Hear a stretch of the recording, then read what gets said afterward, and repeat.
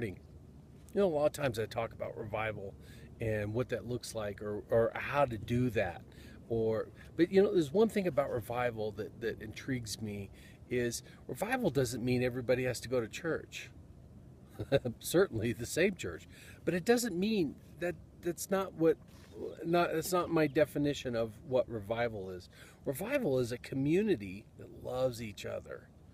A revival is a community that rejoices each other. For instance, in our community, we have a festival, once a year that the whole community comes together, and they have a parade, and they get together, and there's rejoicing, there's eating, there's laughing, there's things going on, that the community comes together. But what if a community comes together over God that same way? It doesn't mean we all go to church, but we rejoice together, and we're kind to one another throughout the year.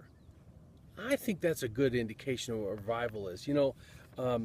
Isaiah has a pretty good click on it in chapter 58, verses 6 through 12. It goes like this. This is the Living Bible translation. He says, "No, the fast I want is that you stop oppressing those who work for you and treat them fairly. You give them what they earn.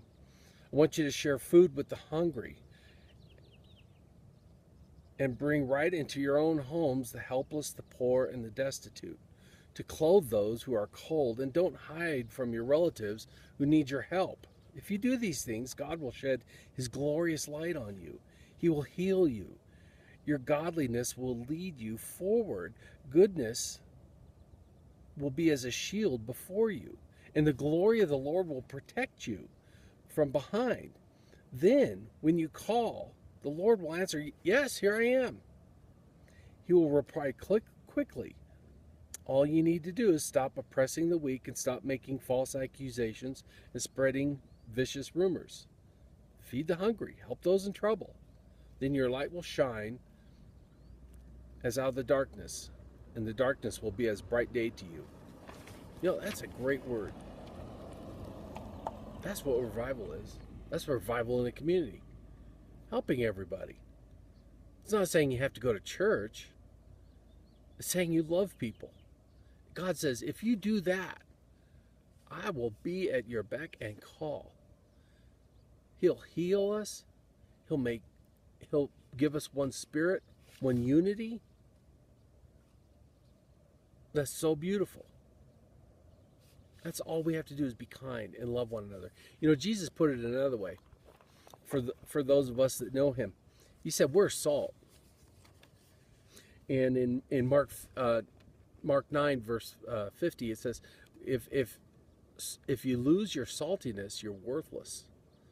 What good is salt that loses its saltiness? So he has sprinkled around our communities those of us that love Jesus, and we're kind and we're loving. And that's what brings revival, because it's infectious. And the wisdom of God, that's what he's done. It's not saying we have to get everybody to come here. It's saying we have to be kind. So there's revival. So God bless you. Have a great day. Be kind to somebody. Ask God to show you what you can do, who you can be kind to. Maybe you'll bring revival.